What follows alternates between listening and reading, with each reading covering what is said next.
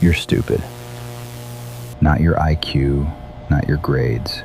You're stupid for exactly one reason. You still believe you're one morning routine, one lock-in, one grind away from being special. You're not. Nobody is. Average isn't an insult. It's just what the word means. It describes almost everyone breathing. So here's the part that's gonna sting. It was never your fault you didn't make it. The game was rigged before you sat down. And in the next 10 minutes, I'm going to prove 3 things. The game is rigged, the people who won it are miserable, and the only move that actually beats it is the one nobody sells you. Because nobody gets paid when you stop playing. So stop playing. Watch. Here's the lie. You can be anything you want if you just work hard enough. Do it! Just do it! You've heard it 10,000 times, from teachers, graduation speeches, every successful person ever handed a microphone. It's printed on posters and stitched into the moral of almost every film. Believe in yourself. Never give up. You can do anything. And in a world where you scroll past 100 people more successful than you before you've even had breakfast, that lie has never been louder. It sounds like encouragement, so we never examine it. But look at what it actually says. If you can become anything by working hard, then anyone who didn't become something special just didn't work hard enough. The lie has a cruel twin hiding inside it. If success is only effort, then your ordinary life is your own fault. Your unremarkable career is a character flaw. You got the same shot as everyone, and you blew it. That's the belief we all swallowed without chewing. And right now it is quietly poisoning millions of people who did everything right, ended up average anyway, and now lie awake certain that something is wrong with them. There isn't. And to see why, you have to notice something about who keeps telling you the lie.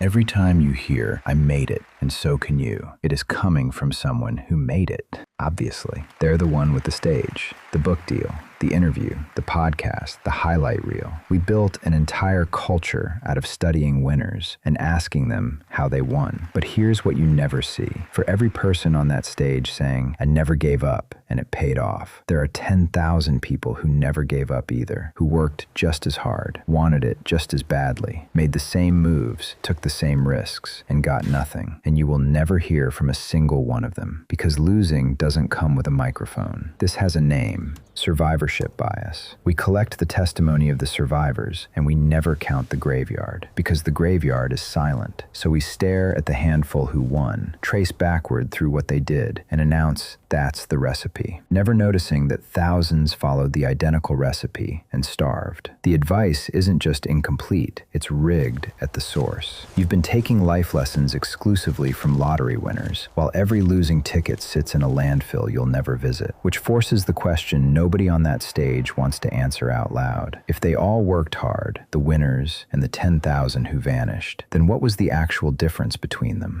You already know the answer. You've just been trained never to say it out loud, because it sounds like an excuse. It's luck. Now, here's where you expect me to walk it back, to say, "But luck favors the prepared," or "You make your own luck," or "Just work harder and smarter." That's what these videos always do. Right at this moment, they flinch. I'm not going to flinch. Luck isn't a minor factor you can grind your way past. Luck is the majority shareholder in almost every outcome of your life. Start with the largest one. You did not choose the century you were born into, the country, the family, whether there was money or chaos or war outside the window. You didn't choose your brain, the specific one that finds some things effortless and other things impossible, no matter how many hours you pour in. You didn't pick your face, your height, your health, the wiring that made you anxious or calm, relentless or scattered. You didn't choose the 2 people whose entire genetic coin flip you simply are. And that's only the starting line. Everything after is a corridor of accidents you don't control. Who you happen to sit beside, what was trending the year you tried, whether the one person who could have opened a door for you was in a good mood the afternoon you met them, whether you got sick at the wrong moment, whether the economy held or cracked the month you finally needed it to hold. You can do everything right and still lose. You can be genuinely, rarely brilliant and spend your entire life watching luckier, lesser people stroll past you to the things you wanted most. It happens constantly. It is happening to someone extraordinary as you watch this. Effort matters, but effort is the ticket, not the win. It gets you into the drawing. It does not pull the ball. And we have built an entire religion that refuses to admit the drawing exists at all. Now sit with what that actually means, because this is where everything turns. If luck runs the board, If the real gap between the winners and everyone else is mostly the draw, then your ordinary life was never the verdict you've been treating it as. You didn't fail. You weren't lazy. You were not stupid in the way you secretly fear at 3 a.m. You played a game that most people lose by design, and you lost the part that was never in your hands to begin with. Read that again. The losing was not your fault. For your entire life, you've carried a private shame that if you were just a little better, a little smarter, a little more, you'd have crossed into the exceptional by now. That shame was built brick by brick on the lie. Pull the lie out from under it, and the shame has nothing left to stand on. It just falls. And here's the strangest, most freeing part. In this entire picture, there is exactly one thing inside your control. Not the outcome. Luck owns that. Not your talent. You were dealt that. The only thing you genuinely control is whether you spend the rest of your life at war with all of it. Whether you keep fighting a fact that was always going to win. Whether you let every luckier person you scroll past fill you with envy and rage and that hollow, heartbroken why not me that eats people alive. Or whether you finally put the sword down. That's the whole choice. The only real one you've ever had. Not whether you're ordinary. That was mostly decided for you. Just whether you're going to keep suffering about it. But maybe you're still looking up the ladder thinking, fine, but the ones who did make it, they're happy. They got the prize. Let me take that one too.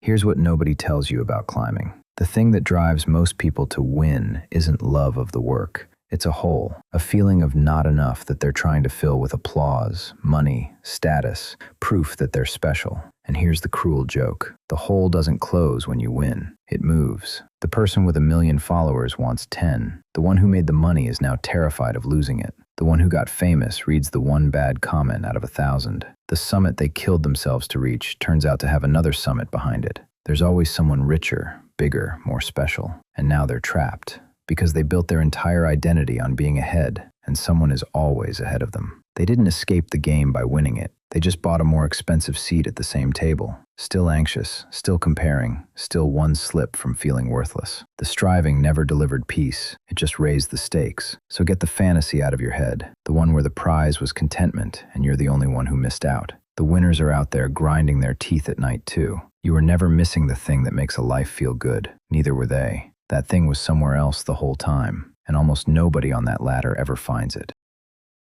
Now, I can feel the objection forming, because everyone has it here. So you're telling me to give up, lower my standards, accept defeat, and aim small? No, that's the opposite of what I'm saying, and the difference between the two is the entire point. Accepting your ordinary does not mean you stop doing the thing you love. It means you stop needing the thing to make you special. Those are not the same. One is quitting. The other is freedom. Keep writing, keep building, keep training, painting, creating, trying. But do it because the doing is good, not because you're secretly auditioning for an exceptional life that luck may never sign off on. The work was never the problem. The problem was bolting your entire worth onto whether the work made you famous. Here's what no one tells you about the people who've actually made this piece. They are not the deflated ones. They're the free ones. They still work, often harder than the strivers, but they've stopped bleeding out every time someone passes them. They enjoy the actual day in front of them instead of resenting it for not being the highlight reel they were promised. They make things and genuinely do not care if it reaches 1 million people or no one, because they do it either way. That's the freedom. And you don't have to win anything to get it. It's available right now for free the second you stop auditioning. The strivers look at the peaceful ones and think they gave up. They didn't.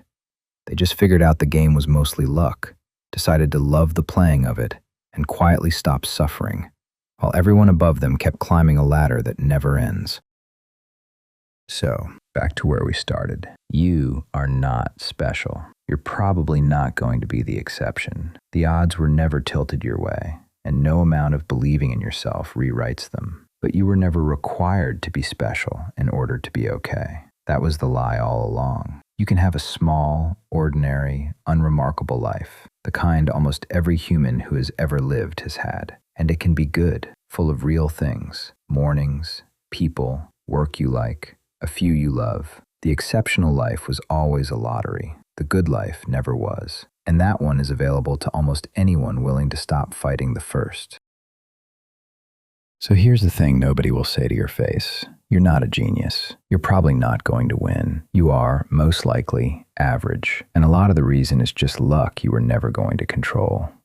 Accept it. Not because you're giving up, because the second you stop fighting it, you get your whole life back. You are not special. Thank God. Neither is anyone. Now go live like it.